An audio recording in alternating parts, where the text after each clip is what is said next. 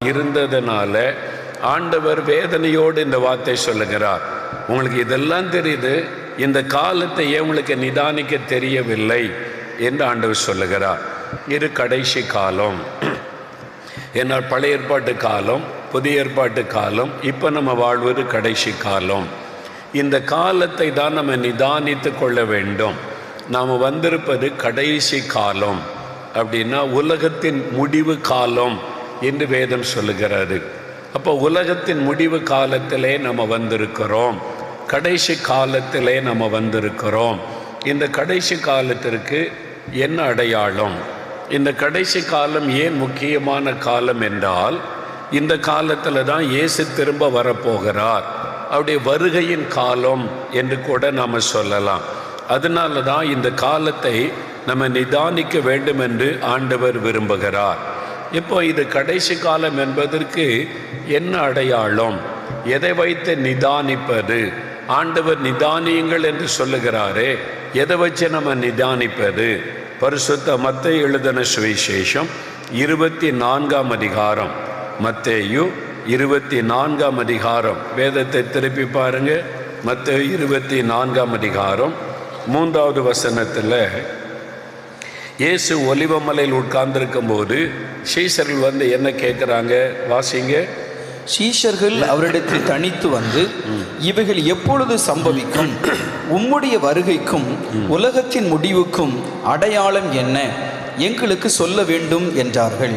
சீஷர்கள் இயேசுவிடத்தில் 2000 வருஷத்துக்கு முன்னாலேயே இதை பற்றி விவரமாக கேட்குறாங்க. பாருங்க, ஆண்டவர்கிட்ட வந்து கேட்குறாங்க, இவைகள் எப்பொழுது சம்பவிக்கும்? உம்முடைய வருகைக்கும் உலகத்தின் முடிவுக்கும் அடையாளம் என்ன? இது கடைசி காலம், உலகத்தின் முடிவு காலம் என்பதற்கு என்ன அடையாளம்? இதைத்தான் நம்ம இப்போ கேட்க வேண்டும். இது ஆண்டவரே சொல்லுகிறார், காலத்தை நிதானியுங்கள் என்று. அப்படின்னா இது கடைசி காலம், இயேசுடைய 2ஆம் வருகையின் காலம். அதுக்கு என்ன அடையாளம் அப்படின்னு சொல்லும்போது, இயேசு இந்த அதிகாரத்திலே தொடர்ச்சியாக நிறைய காரியம் சொல்லுகிறார். லூக்கா 21ஆம் அதிகாரத்திலும் முழுவதும் இதை குறித்தே ஆண்டவர் பேசுகிறார். இதில் நம்ம கவனம் செலுத்த வேண்டும். அதில் முக்கியமாய் சொல்ல போனால் ஒரு சில காரியத்தை ஆண்டவர் குறிப்பாய் சொல்லுகிறார். என்னவென்றால், ஒன்று 7வது வசனம் முதல் 6வது வசனம் பாருங்க.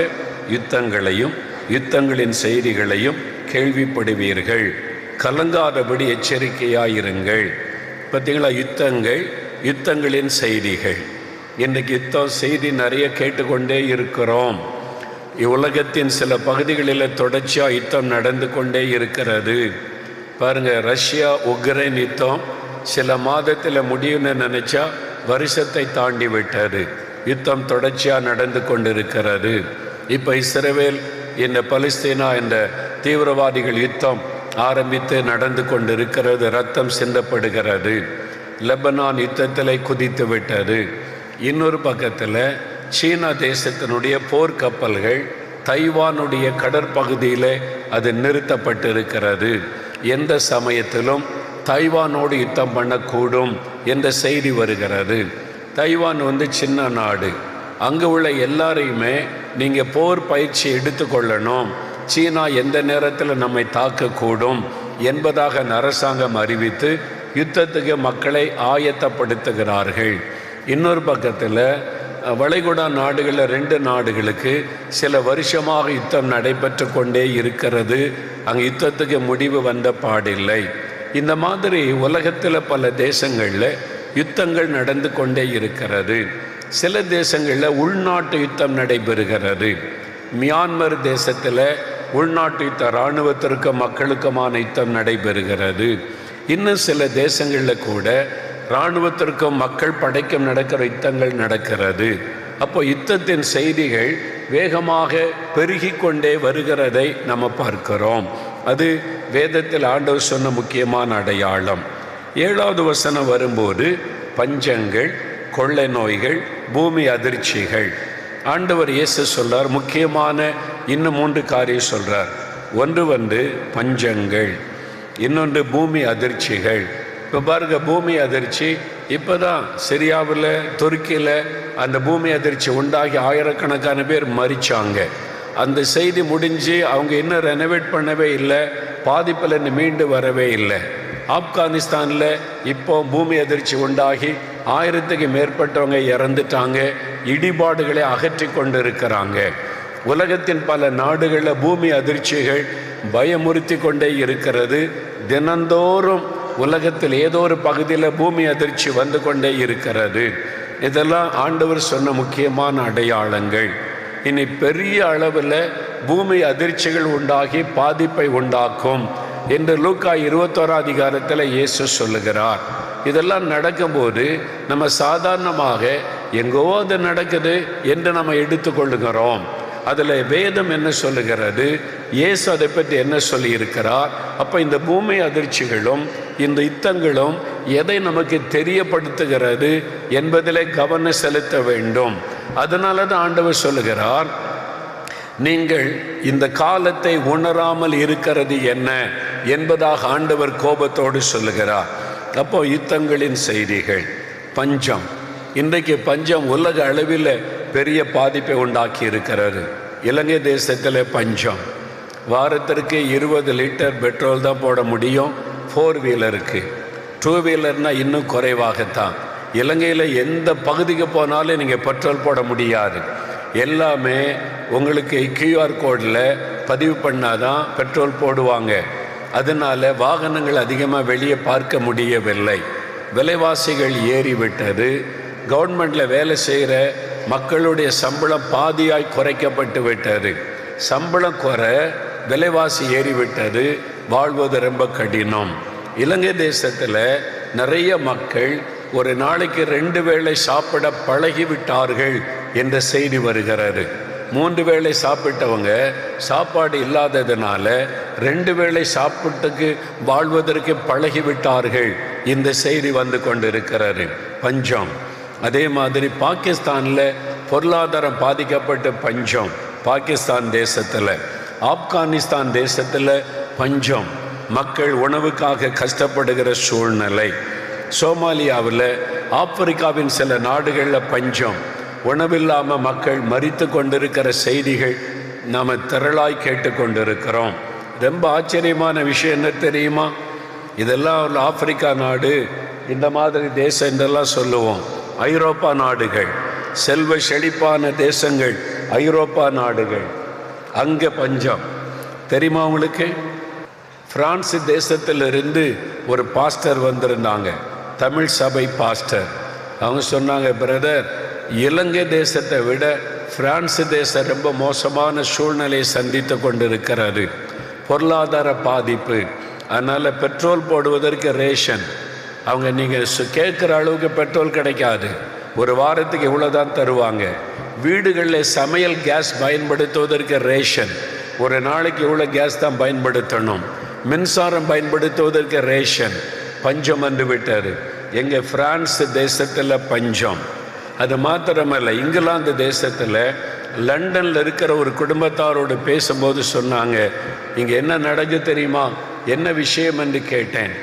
லண்டன் பட்டணத்தில் காலையில் 6 மணிக்கு ஆயிரக்கணக்கான மக்கள் கியூவில் நிற்கிறாங்க. எதுக்காகன்னு கேட்டேன். இலவசமான ரொட்டி துண்டுக்காக, பாலுக்காக. என்ன சொல்கிறேன்னு கேட்டேன். பஞ்சம் வெளியில் தெரியல. நிறையா பல தேசங்கள் இன்றைக்கி பஞ்சத்தை சந்தித்து கொண்டிருக்கிறது. இயேசு சொன்ன அடையாளங்கள் தீவிரமாய் நிறைவேறுகிறது. லண்டன் பட்டணத்தில் நடக்கிறது. சில வாரங்களுக்கு முன்பாக தமிழ்நாட்டிலிருந்து வெளிவருகிற ஒரு டெய்லி நியூஸ் பேப்பரில் ஒரு படத்தை நான் பார்த்தேன். ஆயிரக்கணக்கான பேர் கியூவில் நிற்கிறாங்க, பெரிய கியூ. இவங்க எதுக்கு இவ்வளோ பெரிய கியூவை நிற்கிறாங்க? அது எதுக்கு செய்தியாக ஃபோட்டோ போட்டிருக்காங்களேன்னு என்ன செய்தின்னு வாசித்தேன். ஜெர்மனி தேசத்தில், ஜெர்மன் தேசம் ஐரோப்பாவில் உள்ள செல்வம் கொளித்த தேசமாக இருந்தது. ஜெர்மன் தேசத்தில் ஒரு துண்டு ரொட்டிக்காக மக்கள் காலையில் கியூவில் நிற்கிறாங்க. இலவச ரொட்டிக்காக. சாப்பிட வழி இல்லை, சம்பாதிப்பதற்கு வழி இல்லை. பஞ்சம். ஜெர்மன் தேசத்தில் பஞ்சம். பிரிட்டிஷ் என்று அழைக்கப்படுகிற லண்டன் மாநகரில் பஞ்சம். ஐரோப்பா நாடுகளில் பஞ்சம் வந்து விட்டது. பாதிப்பு நடந்து கொண்டிருக்கிற தெரியுமா உங்களுக்கு? நம்ம நிறைய பேர் உலகத்தில் என்ன நடக்குன்னே தெரியல, நம்ம அப்படி வாழ்ந்து கொண்டு இருக்கிறோம். அதனால தான் ஆண்டவர் சொல்லுகிறார், நீங்கள் இது மாதிரி உணர்வில்லாமல் இருக்கிறது என்ன? காலத்தை நிதானியுங்கள் என்று ஆண்டவர் சொல்லுகிறார். நம்மை சுற்றி என்ன நடக்கிறது என்பதை கவனித்தால் நம்ம எந்த காலத்தில் இருக்கிறோம் என்பது நமக்கு தெரியும். அதனால பஞ்சங்கள் வேகமாய் பரவுகிறது. இந்தியா தேசத்தில் பஞ்சம் தெரியுமா உங்களுக்கு? இந்தியாவில் ஒரு நாளைக்கு பல கோடி பேர் ராத்திரியில் பசியோடு கூட அவங்க தூக்கத்துக்கு போகிறாங்க. சாப்பிட ஒன்றுமில்லாததுனால பல கோடி பேர் என்பதாக பத்திரிகை செய்தி சொல்லுகிறது. அரசியல்வாதிகள் டிவியில் பேட்டி கொடுக்கிறாங்க, இத்தனை சதவீத மக்கள் வறுமையில் வாடுகிறார்கள் இந்தியாவில் என்று. ஒரு பக்கம் பணக்காரன் ஆகி கொண்டே இருக்கிறான். நாட்டை ஏமாத்துகிறவனும் சுரண்டுகிறவனும் பணக்காரன் ஆகிறான். ஏழைகளும் கஷ்டப்படுகிற மக்களும் பசியோட படுக்கைக்கு போகிறார்கள். இந்தியாவில் சில பகுதிகளில் பஞ்சம். அமெரிக்கா தேசம் எவ்வளவு செல்வம் கொழித்த தேசம். இந்த முறை நான் போயிருந்த போது வீடு இல்லாத மக்கள் அநேகர், அவங்க கையேந்தி நிற்கிறாங்க. வீட்டை வாடகை கொடுக்க முடியல. சாப்பாட்டுக்கு இலவச சாப்பாடு கொடுக்கிற இடங்கள் அமெரிக்காவில் பெருகி கொண்டிருக்கிறது. ஹோம்லெஸ் பீப்புள், வீடு இல்லாத மக்கள் பெருகி கொண்டிருக்கிறார்கள். உலகம் எங்கிலும் ஒரு பஞ்சம் தீவிரமாய் பரவி கொண்டிருக்கிறது. இயேசு சொன்ன அடையாளங்கள் தீவிரமாய் கண்முன்னால் நிறைவேறுகிறது. அதனால தான் ஆண்டவர் சொல்லுகிறார், காலத்தை நிதானியுங்கள். நீங்க உங்களை மாத்திரம் பார்க்காதங்க, உலகத்தில் என்ன நடக்கிறது என்று கவனித்து பாருங்கள். இந்த காலத்தை நிதானியுங்கள் என்று ஆண்டவர் சொல்லுகிறார். இன்னொரு ஆண்டவர் அடையாளம் என்னவென்றால், COVID-19 இந்த கொரோனா கொள்ள நோய் தான் மிகப்பெரிய பாதிப்பை உண்டாக்கினர். நம்ம நினைப்போம் கொள்ள நோய் அந்த காலத்திலிருந்தே வந்திருக்கிற. இந்தியாவில் ஒரு காலத்தில் காலரா என்ற கொள்ள நோய் வந்து எவ்வளோ பேர் மரிச்சாங்க. ஆனால் 1918 ஸ்பெயின் தேசத்தில் ஐரோப்பாவில் ஸ்பானிஷ் ஃப்ளூ என்கிற கொள்ள நோய் வந்தது. லட்சக்கணக்கான பேர் மரிச்சாங்க. ஆனால் அந்த கொள்ள நோய் ஸ்பெயின் அதை பக்கத்தில் உள்ள நாடுகளை மட்டும் பாதித்தது. இந்தியாவுக்கு வரலை, அமெரிக்காவுக்கு வரலை, மற்ற நாடுகளை தாக்கவில்லை. அதே மாதிரி 1976 ஆப்பிரிக்காவில் இபோலா என்கிற கொள்ள நோய் வந்தது. அந்த நோய் நைஜீரியா அந்த தேசத்தின் சில பகுதிகளை பாதித்தது.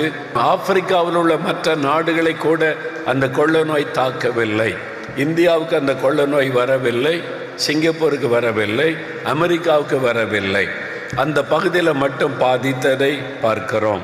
2003 சார்ஸ் என்கிற கொள்ள நோய் ஆசியாவிலே வந்தது. அது சிங்கப்பூர், மலேசியா, இந்தோனேஷியா போன்ற தேசங்களுக்குள்ளே பாதிப்பை உண்டாக்கினர். ஆனால் அந்த கொள்ள நோய் இந்தியாவுக்குள்ளே வரவில்லை. இப்படி கொள்ள நோய்கள் வந்தாலும் அந்தந்த பகுதிகளில் மட்டும் பாதிப்பை உண்டாக்கினது. ஆனால் முழு உலகத்தையும் பாதித்த ஒரு கொள்ள நோய் 2019 வந்த கொரோனா கொள்ள நோய் தான். நல்லா அறிந்து கொள்ளுங்க, உலகம் முழுவதிலும் ஒரே நேரத்தில் பாதிப்பை உண்டாக்கின கொள்ள நோய். இந்தியாவிலையும் பஸ் ஓடவில்லை, அமெரிக்காவிலும் பஸ் ஓடவில்லை, இங்கிலாந்திலும் பஸ் ஓடவில்லை, ஆப்பிரிக்காவிலும் பஸ்ஸுகள் ஓடவில்லை. எங்கேயுமே ட்ரெயின் ஓடலை. ஸ்கூல்கள் மூடப்பட்டது, கல்லூரிகள் மூடப்பட்டது, கடைகள் மூடப்பட்டது. எல்லாரும் மாஸ்க் போடுங்கன்னு சொன்னாங்க. உலக நாடுகள் அத்தனையிலும் நடந்த பாதிப்பை உண்டாக்கின ஒரு கொள்ள நோய் இந்த கொரோனா கொள்ள நோய் தான். இது மிக முக்கியமான அடையாளம். எப்படி சொல்றீங்க? பரிசுத்த லூக்கா எழுதின சுவிசேஷம் 21 வாசிக்க கேட்போம். பூமியில் எங்கும் குடியிருக்கிற அனைவர் மேலும் அது ஒரு கண்ணியை போல வரும். பூமியில் எங்கும் குடியிருக்கிற அனைவர் மேலும். இயேசு சொன்ன முக்கியமான அடையாளத்தை கவனிங்க. கடைசி கால ஆபத்துகளை இயேசு சொல்லிக்கொண்டே வருகிறார். லூக்கா 21 கொள்ள நோய் வரும், இந்த மாதிரி பஞ்சம் வரும், பூமி எதிர்ச்சி வரும், கடல் கொந்தளிப்பு அழிவுகள் வரும், ஜனத்துக்கு விரோதமாக ஜனம் எழும்புவாங்க. இதெல்லாம் சொல்லிக்கொண்டே வரும்போது பூமியில் எங்கும் குடியிருக்கிற அனைவர் மேலும் ஒரு கண்ணியை போல வரும், ஒரு ஆபத்து வரும். அதுதான் மிக முக்கியமான அடையாளம். உலகம் முழுவதையும் பாதித்த ஒரு கொள்ள நோய் கொரோனா கொள்ள நோய். கொரோனா கொள்ள நோய் COVID-19 இதுதான் மிக முக்கியமான அடையாளம். நல்லா அறிந்து கொள்ளுங்க, கவனம் செலுத்துங்க. ஏதோ கொள்ள நோய் வந்துச்சு போச்சுது, இன்னும் அவ்வளோதானே சாதாரணமாக நினைத்து கொள்ளுகிறோம். ஏன் அது வந்தது, எப்படி வந்தது, அது நமக்கு என்னத்தை போதிக்கிறது, அதை பற்றி பைபிளில் என்ன சொல்லப்பட்டிருக்கிறது, இதை நாம் கவனிக்க வேண்டும். நிறைய ஆண்டவருடைய பிள்ளைகள் இதை கவனிப்பதே இல்லை. என்ன நடக்கிறது என்று கவனிக்காததுனால தான் ஆண்டவர் சொல்லுகிறார், உங்களுக்கு புத்தி இருக்குதான்னு கேட்குறார். நீங்கள் கொஞ்சம் புத்தி இருக்குதா உங்களுக்கு, நீங்கள் உலகத்தில் நடக்கிறது கொஞ்சம் பாருங்க, எச்சரிக்கையா இருங்க என்பதாக ஆண்டவர் சொல்லுகிறார். அப்போ இயேசு சொன்ன முக்கியமான வார்த்தை, பூமியில் எங்கும் குடியிருக்கிற அனைவரையும் பாதிக்கிற மாதிரி வரும். இனி வரக்கூடிய ஆபத்துகள் எல்லாமே ஒரு தேசத்தில் வராது. பாருங்க, பூமி அதிர்ச்சி இப்போதான் சிரியாவில் துருக்கியில் வந்தது, இப்போ ஆப்கானிஸ்தானில் வந்து விட்டது. இதே மாதிரி பாதிப்புகள், இயற்கை அழிவுகள் இந்தியாவின் வட மாநிலங்களிலே வந்து விட்டது. இன்னும் பல தேசங்களிலே தீவிரமாய் வரப்போகிறது. யுத்தம் பல தேசங்களிலே நடக்க ஆரம்பித்திருக்கிறது. பஞ்சம் பல தேசங்களிலே காணப்படுகிறது. இதுதான் இயேசு சொன்ன மிக முக்கியமான காரியம். இது மிக முக்கியமான அடையாளம். கடைசி காலத்தில் உலக நாடுகளை பாதிக்கிற அளவு தீமைகள் வரும். அதுதான் இப்பொழுது நடந்து கொண்டிருக்கிற விஷயம். அப்படியானால் ஆண்டவர் எச்சரித்தபடி உலகத்தின் முடிவு சமீபமாகிவிட்டது. இதை நல்லா உணர்ந்து கொள்ள வேண்டும். இன்னும் 50 வருஷம் வாழுவோம், இன்னும் 4 தலைமுறை இருக்கும். தயவு செய்து அப்படி எண்ணிக்கொண்டிருக்காதிருங்கள். நிறைய தேவ மனிதர்கள், தேவ பிள்ளைகள், வேதத்தை ஆராய்கிறவர்கள் சொல்றாங்க, எல்லாம் கவனித்து பார்த்தால் ஒருவேளை நம்ம தான் கடைசி தலைமுறையாக இருக்கலாம் என்று சொல்லப்படுகிறது. அந்த அளவிற்கு ஆண்டவருடைய வருகைக்குரிய அடையாளங்கள் தீவிரமாய் நடந்து கொண்டிருக்கிறது. அப்போ இந்த காலத்தில் நம்ம கவனிக்க வேண்டிய காரியம் என்ன, எதன் மேலே கவனம் செலுத்த வேண்டும்? அப்போ இது கடைசி காலம், உலகத்தின் முடிவு காலம். அப்படின்னா இயேசுடைய வருகையின் காலம். இனி என்ன நடக்க போகிறது, இனி என்ன சம்பவிக்க போகிறது என்றால் 2 காரியம். ஒன்று இயேசுவனுடைய வருகை, ஆண்டவருடைய ரகசிய வருகை. சிலர் சொல்லுவாங்க, ரகசிய வருகை பைபிளில் இல்லையே அப்படின்னு சொல்லுவாங்க. ஆனால் நான் திருடனை போல வருவேன் என்று ஆண்டவர் சொல்லி இருக்கிறார். அவருடைய வருகை திருடனை போல இருக்கும். அப்படின்னா என்ன அர்த்தம்? சில காரியங்கள் ஓமையாக சொல்லப்படும். திருடன் சொல்லிட்டு வர மாட்டான். காலையில் 3 மணிக்கு உங்கள் வீட்டுக்கு திருட வருவேன் சொல்லிட்டு வருவான், ரகசியமாய் வருவான், தெரியாமல் வருவான். அப்படிதான் இயேசுடைய வருகை. ரகசிய வருகை என்பது அதுதான். அவர் மத்திய ஆகாயத்தில் நிற்பார், எக்காலம் தொனிக்கும், கிறிஸ்தவுக்கள் மரித்தவர்கள் முதலாவது எழுந்திருப்பார்கள். அதன் பிறகு உயிரோடு இருக்கிற நாமும் கண்ணிம நேரத்திலே மறுரூபமாக்கப்பட்டு நம்ம மத்திய ஆகாயத்தில் இயேசுவை சந்திப்போம். இதான் வேதத்தில் சொல்லப்பட்டது. 1 தெசலோனிக்கேயர் 4ஆம் அதிகாரத்தில் சொல்லப்பட்ட காரியங்கள், வெளிப்படுத்தின விசேஷத்தில் சொல்லப்பட்ட காரியங்கள். அங்கிருந்து ஆண்டவர் ஆயத்தமானவர்கள் எடுத்துக்கொள்ளப்படுவார்கள். வருகைக்கு ஆயத்தமாக இருக்கிறவங்க எடுத்துக்கொள்ளப்படுவார்கள். நான் ரட்சிக்கப்பட்டுட்டேன், அபிஷேகம் பெற்றுட்டேன், அந்நிய பாஷையெல்லாம் பேசுகிறேன், அதனால நான் பறந்துடுவேன், தயவு செய்து அப்படி நினச்சி ஏமாந்து போயிடாதங்க. அதாவது இதெல்லாம் அவசியம். ரட்சிக்கப்படணும், அபிஷேகம் பெறணும், ஞானஸ்தானம் பெறணும், சபைக்கு போகணும், இதெல்லாம் அவசியம்.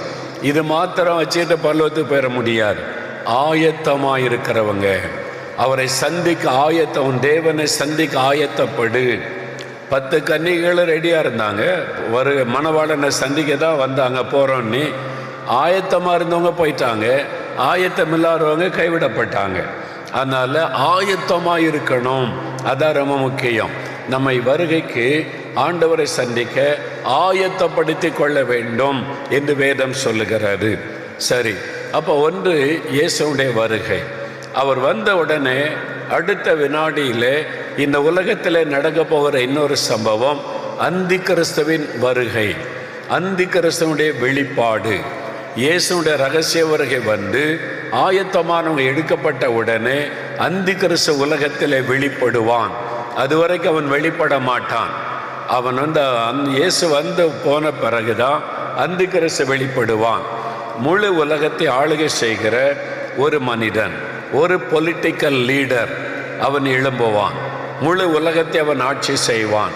எருசலேமை மையமாய் வைத்து 7 வருடம் ஆட்சி செய்வான் என்று வேதத்திலே நம்ம பார்க்க முடியும். அவனுடைய ஆளுகையில் எல்லாரையும் அடிமைப்படுத்துவான், எல்லாரையும் பயப்படுத்துவான், எல்லாரையும் தன்னுடைய கட்டுப்பாட்டுக்குள்ளே வைத்து கொள்ளுவான். அவனுக்கு மறைவாய் எதுவுமே செயல்பட முடியாது என்பதை போல காரியங்கள் நடக்கும். இந்த அந்திகிறிஸ்துவுடைய ஆட்சியில் எல்லாரையும் அடிமைப்படுத்தி அவன் பயங்கரமான சுபாவம் உள்ளவனாயிருப்பான், இரக்கமில்லாதவனாயிருப்பான், எல்லாரையும் அடிமைப்படுத்தக்கூடியவனாக இருப்பான். அவனுடைய நாட்கள் கொடிதான ஒரு காலம்.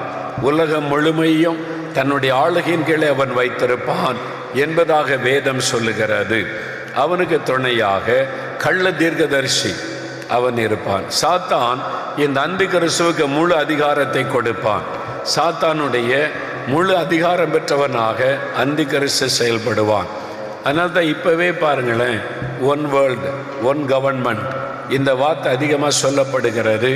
நிறைய விமானத்திலெல்லாம் எழுதியிருப்பாங்க 1 வேர்ல்டு, ஒரே உலகம் என்கிற வார்த்தை பரவி கொண்டிருக்கிறது.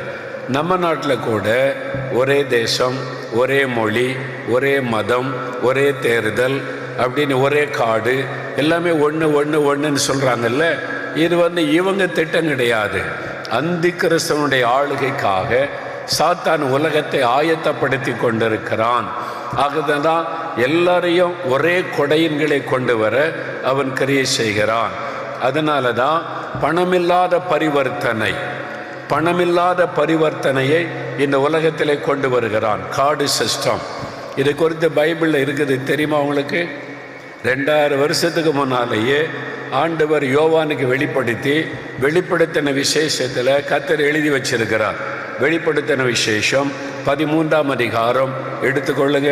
வெளிப்படுத்தின விசேஷம் 13ஆம் அதிகாரம் 16-17 வசனங்கள். அது சிறியோர் பெரியோர், ஐஸ்வர்யவான்கள், தரித்திரர், சுயாதீனர், அடிமைகள் இவர்கள் யாவரும் தங்கள் தங்கள் வலதுகையிலாவது நெற்றிகளிலாவது ஒரு முத்திரையை பெறும்படிக்கும் அந்த மிருகத்தின் முத்திரையாவது அதன் நாமத்தையாவது அதன் நாமத்தின் லக்கத்தையாவது தரித்து கொள்ளுகிறவன் தவிர வேறொருவனும் கொள்ளவும் விற்கவும் கூடாதபடிக்கும் செய்தது. மிருகத்தின் முத்திரை அல்லது அதனுடைய நாமம் அல்லது நாமத்தின் லக்கம், நம்பர், இதை தங்களுடைய நெற்றிகளிலாவது வலது கையிலாவது அவங்க பதித்து கொள்ள வேண்டும். அதை வச்சு தான் வாங்க முடியும், விற்க முடியும். நம்ம எல்லாரும் இதில் சம்மந்தப்பட்டவங்க. வாங்கிறது, விற்கிறது. வியாபாரிகள் விற்கிறாங்க, நம்ம வாங்குகிறோம். வாங்காமல் வாழ முடியாது. நம்ம சாப்பிடணுமானா போய் பொருள் வாங்கணும், காய்கறி கடையில் போய் வாங்கணும். வாங்கினா தான் பிழைக்க முடியும். விற்றாதான் அவங்களுடைய வாழ்க்கை. அப்போது கொள்ளவும் விற்கவும் ஒரு முத்திரையை பயன்படுத்துவாங்க அப்படின்னு இருக்கு. முத்திரையை பயன்படுத்தி விற்பாங்க, வாங்குவாங்கன்னு 2000 வருஷத்துக்கு முன்னாலே சொல்லப்பட்டிருக்கிறார். அப்போது இது நம்புகிற மாதிரி இருக்குமா? என்னையா அது முத்திரை வச்சு எப்படி பிஸ்னஸ் நடக்கும்? முத்திரை வச்சு எப்படி வாங்குவாங்க, விற்பாங்க? ஆனால் இப்போது இந்த சில வருஷத்தில் நமக்கு தான் இந்த வசனத்தின் அர்த்தம் நல்லா தெரியும். இப்போ ஒரு ஹோட்டலுக்கு சாப்பிட போனால் நீங்கள் மெனு கார்டு கேட்டிங்கன்னா, மெனு கார்டுனா என்னென்ன கிடைக்குன்னு இருக்கும்ல. இப்போ அப்படி இல்லை, ஒரு சின்னதாக ஒரு முத்திரை கொண்டு வந்து வச்சிடறான். இதில் பார்த்துக்கிடுங்கன்றான். இதில் என்ன இருக்குது? முத்திரை தானே இருக்குது. உங்கள் செல்ஃபோனில் கிளிக் பண்ணுங்கள். அதில் கிளிக் பண்ணிங்கன்னா அதில் உள்ள இந்த ஹோட்டலில் என்னென்ன கிடைக்குன்னு எல்லாமே உங்கள் செல்ஃபோனில் வரும். அதை வச்சு ஆர்டர் பண்ணுங்க. பார்த்தீங்களா?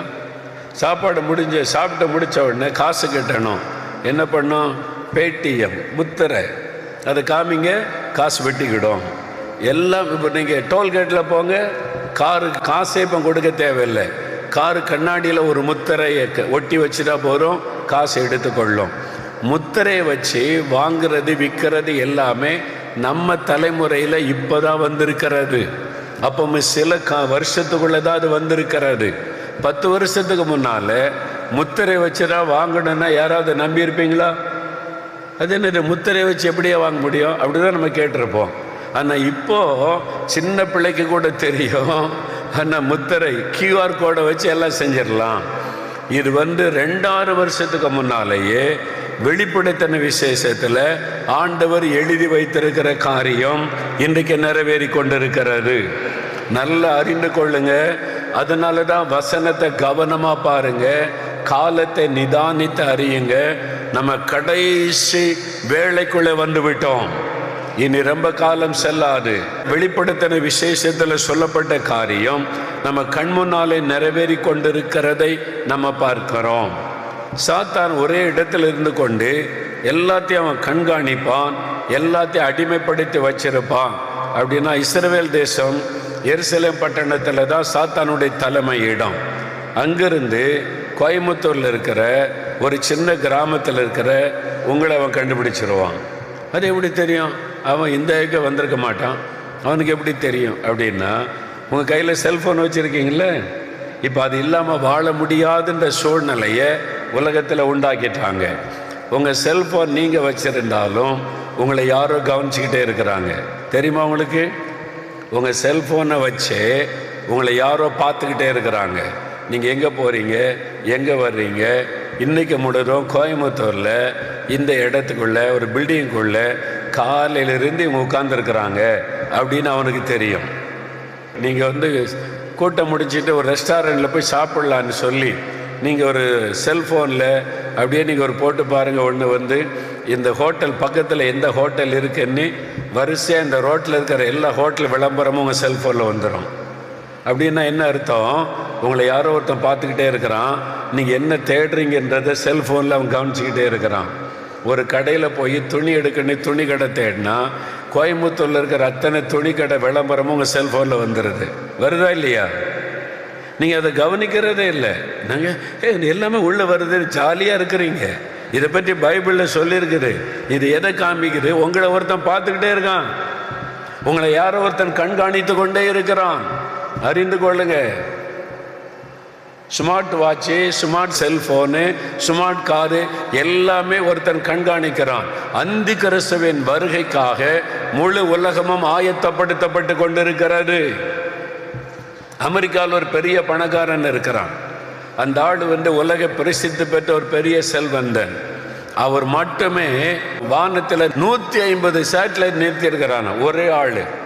இன்னும் 450 சேட்டலைட் அனுப்ப போறதாக செய்திகள் சொல்லுகிறார். 450. ஏன்? உலகத்தினுடைய அத்தனை பகுதிகளை இன்ச்சு பை இன்ச்சா அவனுடைய கட்டுப்பாட்டுக்குள்ளே கொண்டு வருவதற்கு, காட்டுக்குள்ள, மலையில, கிராமத்தில், மனிதர்கள் இல்லாத இடத்துல கூட சேட்டலைட்டை விட்டு எல்லாத்திலிருந்து எங்கே போனாலும் செல் எடுக்கும். அது எதுக்கு? வனாந்தரத்தில் இருக்கிற ஆளு, காட்டுக்குள்ளே இருக்கிற ஆளுக்கு செல் கனெக்ஷன் எதுக்கு?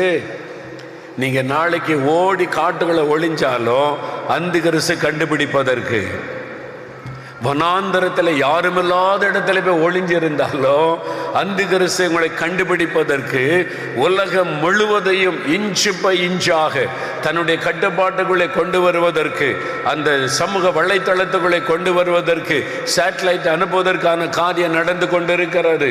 தெரியுமா உங்களுக்கு? கடைசி காலம். அதனால தான் இயேசு சொல்ற, காலத்தை நிதானியுங்கள். நெத்தியிலாவது வலது கையிலாவது முத்திரை பதிச்சிருவானா.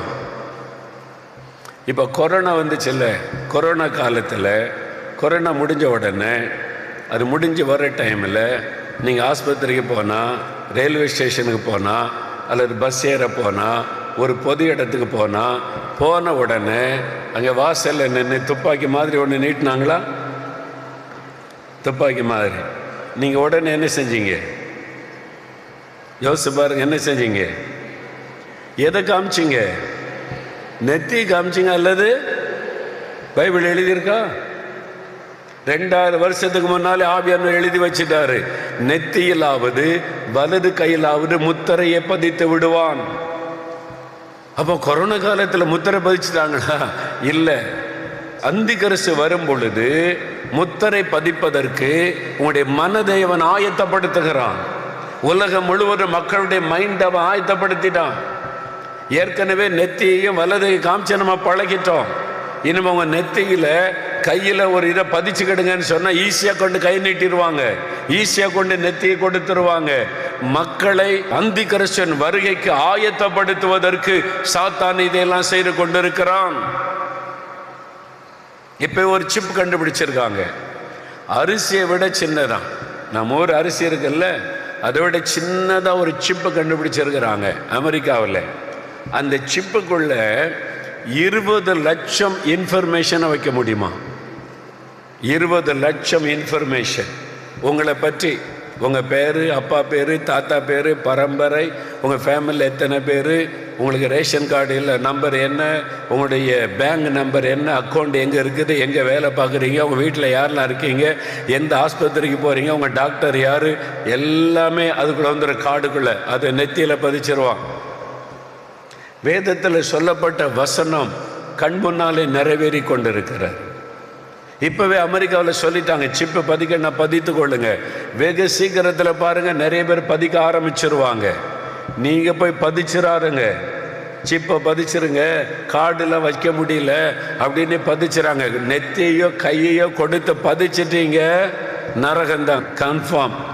வசனத்தில் இருக்குது, அந்தி கிறிஸ்துவின் முத்திரையை பதித்தவர்கள் 2ஆம் மரணமாகி அக்னியும் கந்தகம் எரிகிற கடலிலே பங்கடைவார்கள். அது வரும் பொழுது அப்போதான் உறுதியாக நிற்கணும், நான் அதை செய்ய மாட்டேன், அதை ஏற்றுக்கொள்ள மாட்டேன் என்று சொல்லி. முதல்ல சொல்ல கட்டாயம் கிடையாது, விரும்பினவங்க பதித்து கொள்ளலான்னு பதிக்க ஆரம்பிச்சிருவாங்க. கொஞ்சம் கொஞ்சமாக மக்களுடைய மைண்டை வசப்படுத்த சாத்தானுடைய தந்திரம். அப்போ நீங்கள் ரொம்ப கவனமாக இருக்கணும். அடுத்தது கள்ள தீர்க்கதரிசி. மத தலைவர்களில் ஒரு லீடர் எழும்புவான், கள்ள தீர்க்கதரிசி. எல்லா மதத்துக்கும் பொதுவான ஒரு லீடரை எழுப்புவாங்க. எல்லா மதமும் ஒன்று, அன்பு தான் முக்கியம். இப்போவே கூடி கூடி பேசுகிறாங்க. உலக அளவில் எல்லா மத தலைவர்களும் ஒன்றா கூடி பேசுகிறாங்க. ஏற்கனவே சில ரவுண்டு பேசியாச்சு. இது அவங்க சொல்கிறாங்க, எல்லா மதமும் ஒன்று, எல்லா கடவுளும் ஒன்று, எல்லா வேதத்தை ஒன்று சேர்த்து பொதுவான ஒரு வேதத்தை நம்ம கொண்டு வருவோம் என்று பேச்சு ஆரம்பித்து விட்டார். வெகு சீக்கிரத்தில் ஒரு லீடர் அறிவிப்பாங்க, அவன் தான் கள்ள தீர்க்கதரிசி எழும்புவான். இதெல்லாம் நீங்கள் கேள்விப்பட போறீங்க. எல்லாம் ஒன்றா இருங்கன்னு ஏமாற்றி இயேசுவை மறுதலிக்க வைத்து, இயேசுவின் வல்லமை புறக்கணித்து, எல்லா மதத்தையும் ஒன்று சேர்க்கிறோம், அன்பு தான் முக்கியம்னு சொல்லி இயேசுவை புறம்பே தள்ளுகிற காரியத்தை செய்ய போகிறாங்க. அதில் சபை வஞ்சிக்கப்பட போகிறது. நீங்கள் ரொம்ப கவனமாக இருக்கணும் கடைசி காலம். அப்போ நடக்கிற எல்லாத்தையும் நீங்கள் கவனித்தால் ஆண்டவருடைய வருகை சமீபம், வாசற்படியில் ஆண்டவர் வந்து விட்டார் என்று அர்த்தம். அப்போ இயேசுடைய வருகைக்கு ஒரு பக்கம் ஆண்டவர் உலகத்தை ஆயத்தப்படுத்துகிறார், இன்னொரு பக்கம் அந்தி கிறிஸ்துவின் வருகைக்கு சாத்தான் உலகத்தை ஆயத்தப்படுத்தி கொண்டிருக்கிறான். உலக அளவில் ஒரு அமைப்பு இருக்கிறது, யாருக்குமே தெரிய, சீக்ரெட். அதில் உலக அளவில் பெரிய பெரிய ஆட்கள், அரசியல்வாதிகள், பெரிய கார்ப்பரேட்டுகள், அவங்க எல்லாம் இருக்கிறாங்க. அவங்க ரகசியமாக இருப்பாங்க, வெளியே தெரியாது. அவங்க தான் எல்லாத்தையும் செய்கிறவங்க, இயக்குகிறவங்க முழு உலகத்தை. நீங்கள் யோசித்து பாருங்கள், கொள்ள நோய், கொரோனா கொள்ள நோய் வந்துச்சு. இப்போ ஒருத்தர் அறிவிக்கிறார், அமெரிக்காவில் இந்த சுகாதாரத்துறைக்கு ஒரு லீடர், நான் போயிருக்கும்போது அறிவித்தார், டிவிலெலாம் சொல்கிறார், சீக்கிரத்தில் மறுபடியும் ஒரு கொள்ள நோய் வரப்போகுது. அது கொரோனாவை விட பயங்கரமாக இருக்கும், கோவிட்-19 விட பயங்கரமான ஒரு கொள்ள நோய் வரப்போகுது, எல்லாம் ஆயத்தமாக இருங்கன்னு சொல்கிறார். யோசித்து பாருங்க, அவர் என்ன தீர்க்கதரிசியா? கொள்ள நோய் வர்றாள் அந்த ஆளுக்கு எப்படி தெரியும்? உருவாக்கிக்கிட்டு இருக்கிறாங்க. இந்த கொள்ள நோய் மனிதரால் உருவாக்கப்பட்ட கொள்ள நோய். சீனாவில் லெபார்டரியில் உருவாக்கி உலகம் முழுவதில் பரவ வச்சு மக்களை கொன்ன ஒரு தேசம் சீனா தேசம். எல்லாருக்குமே தெரியும், யாரும் வாய் திறக்க மாட்டாங்க. ட்ரம்ப் மட்டும் வாய் திறந்தார், சீனா தான் காரணம்னு. உடனே அவரை முடக்கிட்டாங்க பாருங்க. அவர் தான் வாய் திறந்து பேசினார், சீனா தான் இந்த கொள்ள நோய்க்கு காரணம். அதனால் அவரை மட்டும் முடக்கிட்டாங்க. வேற யாராவது பேசுகிறாங்களா பாருங்க, ஒருத்தர் வாய் திறக்கலை. சீனா தான் காரணம்னு எல்லாருக்குமே தெரியும். இப்போ அந்த அதிகாரி சொல்றாரு, மறுபடியும் ஒரு கொள்ள நோய் வரப்போகுது, ஆயத்தமாக. அப்படின்னா என்ன அர்த்தம்? மறுபடியும் மாஸ்க் தரப்போகிறோம், மறுபடியும் வீட்டுக்குள்ளே முடங்க போகிறீங்க, மறுபடியும் கையை கழுவுறதுக்கு நாங்கள் வியாபாரம் பண்ணுவோம், கோடி கோடியாக நாங்கள் சம்பாதிக்க போகிறோம், இந்த மெடிசனை வச்சு, மருத்துவ வச்சு, மாஸ்கை வச்சு நாங்கள் சம்பாதிப்போம், ரெடியாருங்கன்னு சொல்லுகிறார். உலகம் பயங்கரமான காரியத்தை நோக்கி போய் கொண்டிருக்கிறது. அந்தி கிறிஸ்துவின் ஆவி இன்றைக்கு மனிதர்களை பயன்படுத்துகிறது, அதிகாரத்தில் உள்ளவர்களை பயன்படுத்துகிறது, விஞ்ஞானிகளை பயன்படுத்துகிறது.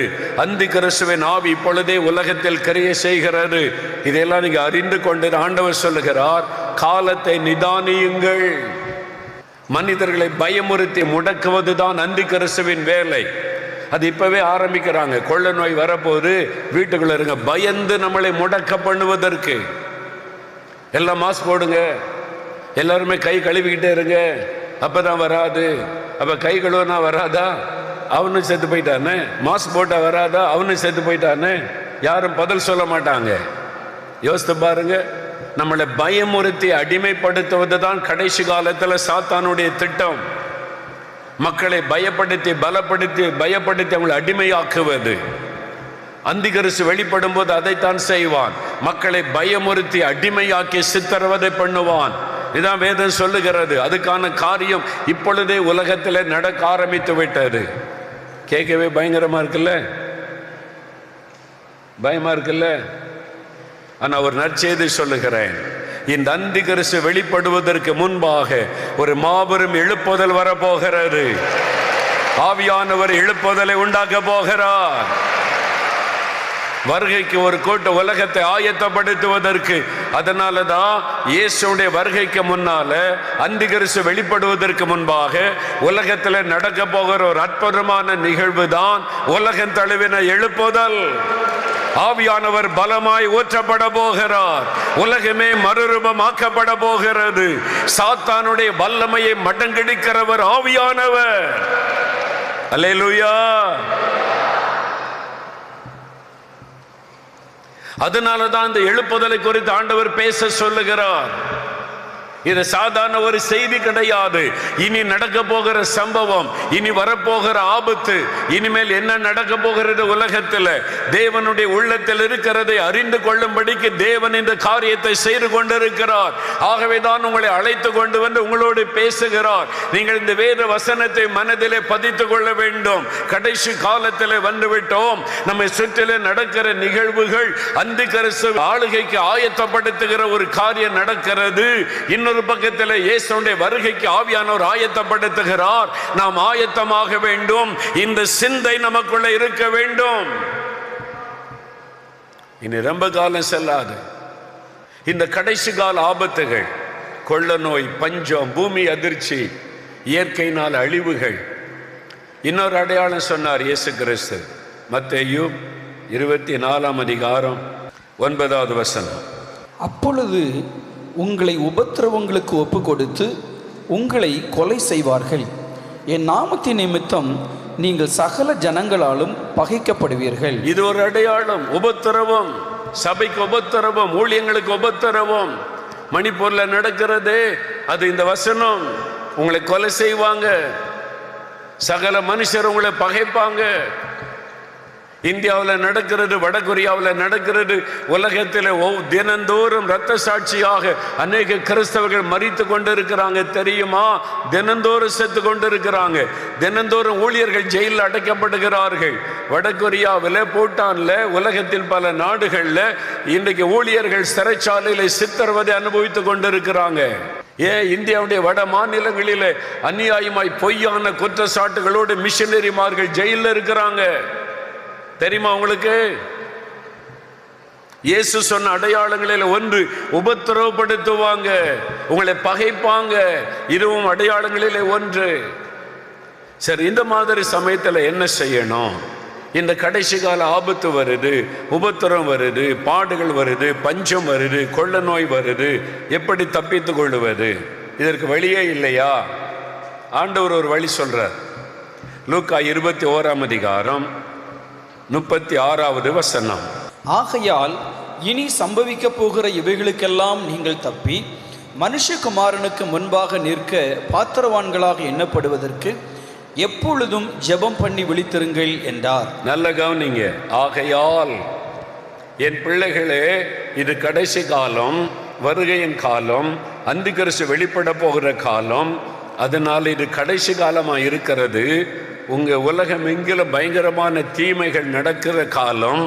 இந்த காலத்தில் இந்த கடைசி கால ஆபத்துக்கு நீங்கள் தப்பி, அந்த ஆபத்துகள் உங்களை மேற்கொள்ளாதபடி நீங்கள் பாதுகாக்கப்பட, மனுஷகுமாரன் வரும்பொழுது, இயேசு வரும்பொழுது அவரை சந்திக்க, வருகையில காணப்பட ஒரு வழி இருக்குது.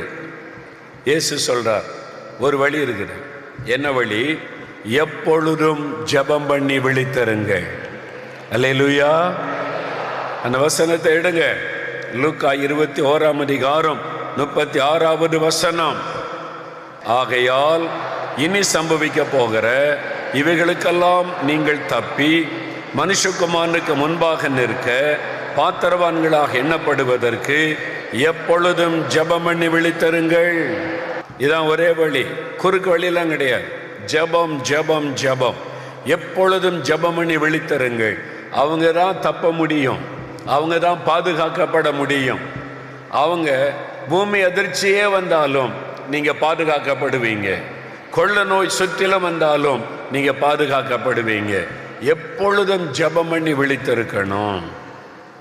அதனால்தான் கோவிட்-19 கொள்ள நோய் வந்த உடனே மரணம் சம்பவித்து கொண்டே இருக்கும்போது என்ன செய்ய தடுமாற்றம், வெளியே போக முடியாது, எதுவுமே செய்ய முடியாது.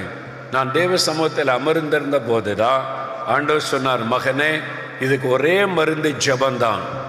ஜெபந்தான் இந்த கொள்ள நோயை முடக்க முடியும். ஜெபத்தினால தான் இந்த கொள்ள நோயை அழிக்க முடியும். வேற மருந்தெல்லாம் கண்டுபிடிக்க மாட்டாங்க. இன்னைக்கு வரைக்கும் கோவிட்-19க்கு மருந்து கண்டுபிடிக்கலை. தெரியுமா உங்களுக்கு? இன்னைக்கு வரைக்கும் மருந்து கண்டுபிடிக்கலை. கோவிட்-19க்கு இதுவரைக்கும் மருந்து கண்டுபிடிக்கலை. ஆண்டவர் சொன்னார், கண்டுபிடிக்க மாட்டாங்க. ஒரே ஒரு மருந்து ஜெபந்தான். அதனால என் ஜனங்களுக்காக நீ ஜெபிக்கணும். என் ஜனங்கள் சோர்ந்து போயிருக்கிறாங்க, தைரியப்படுத்து, அவங்கள பலப்படுத்து, அவங்கள ஜெபிக்க வை. அப்படி சொல்லித்தான் ஜெபிக்கலாமாங்க நிகழ்ச்சி டிவியில் ஆரம்பிக்கப்பட்டது. நான் ஆசைப்பட்டு ஆரம்பித்ததில்ல, கர்த்தர் சொன்னார், இதுதான் மருந்து, ஜனங்களை ஜெபிக்க வை. ஜனங்க ஜெபிக்க ஆரம்பிச்சுட்டா கொள்ள நோக்கி தப்புவிக்க முடியும். அதனால தான் 2வது அலை 3வது அலைலாம் வரும்னாங்க. அமெரிக்கா பாதிக்கப்பட்டது, இங்கிலாந்து பாதிக்கப்பட்டது, ஜப்பான் பாதிக்கப்பட்டது. ஏன் 3வது அலை சீனாவை கூட தாக்கிட்டு இந்தியாவுக்குள்ள வரவே இல்லை. நம்முடைய ஜெபம் பாதுகாத்தது. லட்சக்கணக்கான மக்களுடைய ஜெபம், லட்சக்கணக்கான தெய்வ பிள்ளைகளை இணைந்து ஜெபித்ததுனால இந்தியாவில் தான் அதிக மரணம் சம்பவிக்கும் என்ற உலகமே எண்ணிக்கொண்டிருந்தது. அதிகமாய் மரித்தது அமெரிக்காவில். தெரியுமா உங்களுக்கு? நம்முடைய ஜெபத்தை வைத்து தேவன் நம்மை பாதுகாத்தார். அதான் ஆண்டவர் சொன்னா, இதுதான் மருந்து. அதனால மக்களை ஜெபிக்க வை. அவங்க ஜெபிக்க ஆரம்பிச்சுட்டா பாதுகாப்பு உண்டாகும். நம்ம ஜெபத்தை வச்சுதா நாம் பாதுகாக்கப்பட்டு இருக்கிறோம். அதனால ஆண்டவர் சொன்னார், இந்த கடைசி கால ஆபத்து வரும், அதை யாரும் தடுக்க முடியாது. பஞ்சம் வரும், கொள்ள நோய் வரும், பூமி எதிர்ச்சி வரும், இதெல்லாம் கடைசி காலத்து யுத்தங்கள் வரும், இதெல்லாம் நடக்கும். ஆனா நீங்க பாதுகாக்கப்படணுமானா, இயேசுடைய வருகையில காணப்பட வேண்டுமானால் எப்பொழுதும் ஜெபம் பண்ணி விழித்திருங்கள்.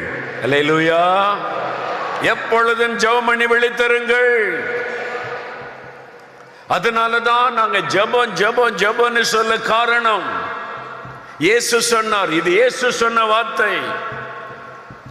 ஆனா சில பிசாசுடைய ஏஜெண்டுகள் எழும்பி இருக்கிறாங்க, பைபிளை வைத்துக் கொண்டு ஜெபிக்க தேவையில்லை, ஜெபிக்க தேவையில்லை, கண்ணீர் வடிக்க தேவையில்லை என்று பேசுகிற இயேசுவின் பெயரை சொல்லிக் கொண்டு பிசாசுக்கு ஊழியம் செய்கிற ஊழியர்களும் ஊழியக்காரிகளும் எழும்பி இருக்கிறாங்க.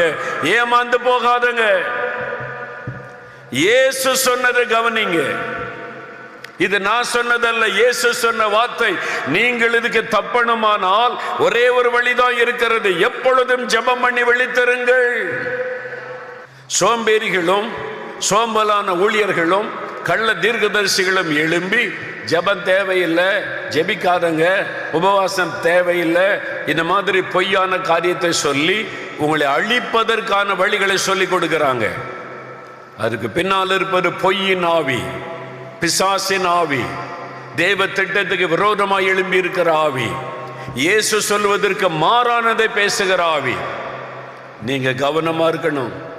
கடைசி காலம். நமக்கு ஆண்டவர் ஆலோசனை சொல்லி எப்பொழுதும் ஜெபம் பண்ணுங்க என் பிள்ளைகளா, இதுதான் பாதுகாப்புன்னு சொல்லி இருக்கிறார்.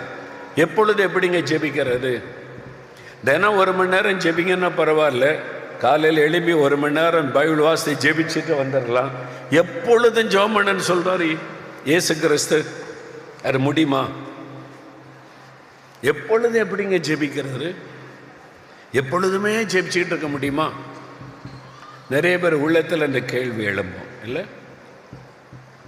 காலையில் 1 மணி நேரம் 2 மணி நேரம் ஜெபிக்க சொல்லுங்க, ஜெபிச்சிடலாம். சாயங்காலம் ஒரு 1 மணி நேரம் ஜெபிக்க சொல்லுங்க, ஜெபிச்சிடலாம். 24 மணி நேரம் எப்பவுமே எப்படிங்க ஜெபிக்கிறது? வேலைக்கு போகணும், ஸ்கூலுக்கு போகணும், காலேஜுக்கு போகணும், கடைக்கு போகணும், பிஸ்னஸ் பண்ணணும், நிறைய வீட்டு வேலைக்கு சமையல் பண்ணணும், எவ்வளோ வேலை இருக்குது. எப்பொழுதும் ஜெபிச்சுக்கிட்டே இருக்குன்னா ஜெபரையில் போய் உட்கார்ந்துருக்கணுமா? அதுக்கு அர்த்தம் அதுவல்ல. எப்பொழுதும் ஜெபமணி விழித்திருங்கன்னா என்ன அர்த்தம்? காலையில் எழுப்பி 1 மணி நேரம் 2 மணி நேரமாவது ஜெபிக்கணும், அது கட்டாயம். இயேசு அதிகாலையில் எழுந்து வனாந்தரத்தில் போய் ஜெபித்தார். அதிகாலையில் எழுப்பி ஒரு 2 மணி நேரமாவது ஜெபம் பண்ணுங்க. அதிகாலையில் 2 மணி நேரமாவது ப்ரேயர் டைமாக வைத்துக்கொள்ளுங்க. இதுதான் கடைசி காலத்தில் நமக்கு பெரிய பாதுகாப்பு. 4லிருந்து 6 அல்லது 5லிருந்து 7 ஜெப நேரமாக வைத்துக்கொள்ளுங்க. அதிகாலையில் எழுப்பி ஜெபம் பண்ணுங்க. இல்லை 2 மணி நேரம் ஒன்றா ஜெபிக்க முடியாதுன்னா காலையில் 1 மணி நேரம், ஈவினிங் 1 மணி நேரம் ஜெபம் பண்ணுங்க. ப்ரேயரை விட்டுறாதுங்க, தனி ஜெபம், குடும்ப ஜெபம் பண்ணுங்க. அதெல்லாம் சரி பிரதர், 24 மணி நேரம் என்னங்க ஜெபிக்கிறது? ஜெபம்னா என்ன? What is prayer? இதான் நமக்கு பிரச்சனை. ஜெபம்னா என்ன?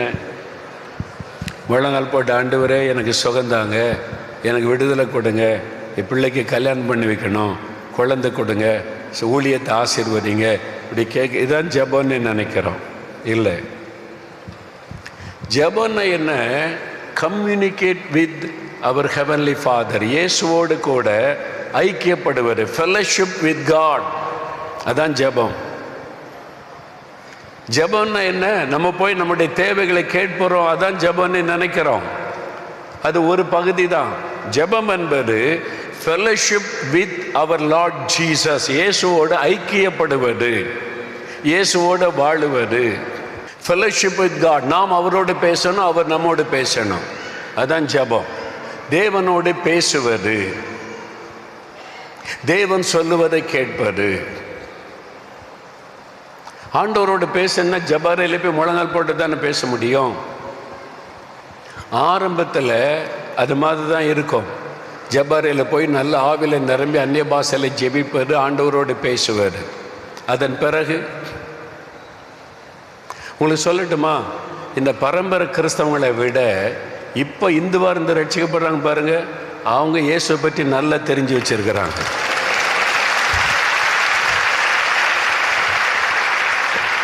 உண்மை நான் சொல்கிறேன் உங்களுக்கு.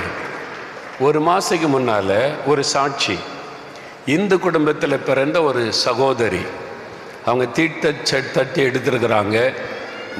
கோயில் கோயிலாக போய் அவ்வளோ பக்தியாக இருந்திருக்கிறாங்க. ரொம்ப பக்தியாக சாமி கும்பிட்றவங்க, அவ்வளோ பக்தியாக இருந்தவங்க. அவங்க இயேசுனாலே பிடிக்காது, அவங்களுக்கு கோபம் வரும். இயேசுனாலே பிடிக்காது, ஏன்னா அவங்க அதில் ரொம்ப வைராக்கியமாக இருக்கிறாங்க. அவங்களுக்கு ஒரு பிரச்சனை வந்தது, ஒரு பயத்தின் ஆவி தாக்கிட்டு, கண்ணை மூடினா பயப்படுத்துகிற சொப்பனம், ராத்திரி தூங்க முடியாது, சரீரம் பாதிக்கப்பட்டு முடக்கப்பட்டுட்டாங்க, மரண பயம், செத்துருவோம் அப்படின்னு.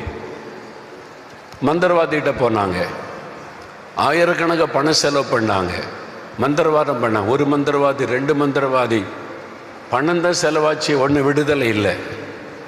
ரொம்ப மன உடைஞ்சி தற்கொலை பண்ணி செத்துடலான்னு நினைக்கும் போது அப்போ ஒருத்தர் சொன்னாங்க, எதுக்கு சாகணும், இந்த டிவியில் ஜெபிக்கலாமான்னு ஒரு நிகழ்ச்சி வருது பாருன்னு இருக்காங்க. அது என்னது? இயேசுவை பற்றி இப்போ பிடிக்காது, நீ பாரு உனக்கு விடுதலை கிடைக்கும்.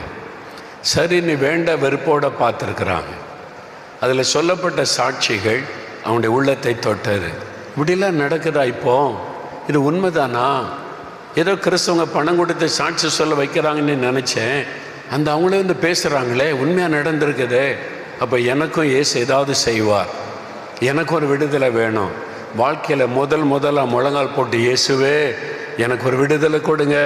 இவங்களுக்கெல்லாம் விடுதலை கொடுத்து வீட்டில் முழங்கால் போட்டாங்க. இயேசு இறங்கி வந்து விட்டார். ஆண்டவருடைய வல்லமை தொட்டது. பெரிய விடுதலை. பிசாசின் கட்டு அறுக்கப்பட்டது. எங்கே போல வீட்டில் ஜெபிச்சாங்க. அப்போதான் இயேசு வந்து விடுதலை கொடுத்துட்டார். இயேசுவை பற்றி அறிந்து கொள்ள ஆரம்பித்தாங்க. அவங்க சாட்சி சொல்ல பேட்டி எடுக்க எங்கள் டீம் அனுப்பியிருந்தோம். அவங்களே ஃபோன் பண்ணி கான்டாக்ட் பண்ணாங்க, எனக்கு விடுதலை கிடச்சிருக்குன்னு. அவங்க என்ன சொல்கிறாங்க, இயேசுவை ஏற்றுக்கொண்ட பிறகு என்ன மாற்றம் அப்படின்னு கேட்டால், இயேசு கிறிஸ்து பேசுகிற ஆண்டவர். என்கிட்ட 24 மணி நேரமும் பேசுகிறார். ஐயா இப்போதான் ரட்சிக்கப்பட்டவங்க. 3 மாதத்துக்கு முன்னால் இயேசுவை அறிந்து ரட்சிக்கப்பட்ட ஒரு சகோதரி சொல்கிறாங்க, 24 மணி நேரமும் இயேசு என்னோடு பேசுகிறார். இப்படி ஒரு தெய்வத்தை நான் பார்த்ததே இல்லை. எத்தனையோ இடத்துக்கு தெய்வத்தை தேடி போனேன், இந்த மாதிரி பேசுகிற ஒரு ஆண்டவரை நான் பார்த்ததில்லை. நான் சின்ன தப்புன்னா கூட சொல்றார், மகளே இது தப்பு, இதை செய்யாதன்னு சொல்லி கொடுக்கிறார். நான் கொஞ்சம் கவலைப்பட்டேன், நீ கவலைப்படாத, நான் கூட இருக்கேன்னு பேசுகிறார். 24 மணி நேரமும் என்னை பார்த்து கொண்டே இருக்கிற, என்னோடு பேசுகிற ஒரு ஆண்டவரை அறிந்து கொண்டேன் என்று சொன்னார்கள். அதுதான் எப்பொழுதும் ஜெபிக்கிற அனுபவம். இப்போ இந்த சகோதரிக்கு தெரியுது அந்த அனுபவம், நமக்கு தெரியல. நம்ம கொஞ்சம் மாறணும். இன்னும் ஆவிக்குரிய வாழ்க்கையில் கீழேயே உட்கார்ந்துருக்கிறோம். ரட்சிக்கப்பட்ட அந்நிய பாஷை பேசுகிறன்னு 30 வருஷமாக ஒரே அந்நிய பாஷை பேசிக்கிட்டு இருக்கிறோம். எலும்பில் மாறலை, நம்ம இன்னும் வளரலை ஆவிக்குரிய வாழ்க்கையில். நம்முடைய ஆண்டவர் பேசக்கூடிய ஆண்டவர். அல்லேலூயா, அல்லேலூயா. எப்பொழுதும் அவர்கிட்ட பேசணும், பழகுங்க. ஒரு அம்மா விழுப்புரம் பக்கம் நினைக்கிறேன், அவங்க இந்து தாயார்.